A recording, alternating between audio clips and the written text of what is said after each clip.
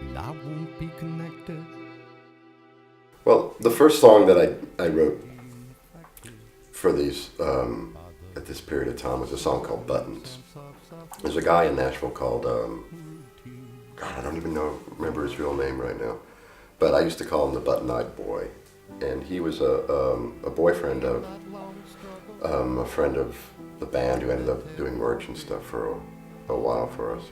Anyway, he's the kind of guy you'd see around town a lot, usually kind of hammered or at the liquor store or something like that. A fairly tragic individual.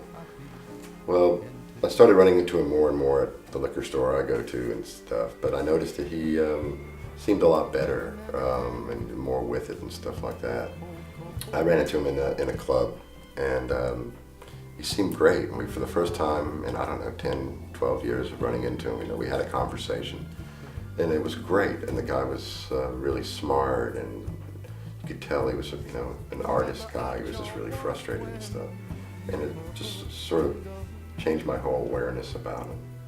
Essentially, I think somehow that experience clicked with me, and I started writing this song, which pretty much chronicles a lot of the things I just mentioned.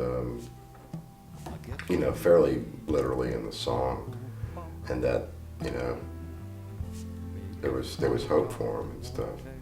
It was a strange time in Nashville around that time, because I think a lot of friends that I've known for years and stuff were suddenly having problems going out onto the highway after drinking, and they were getting arrested and having to address, I don't know.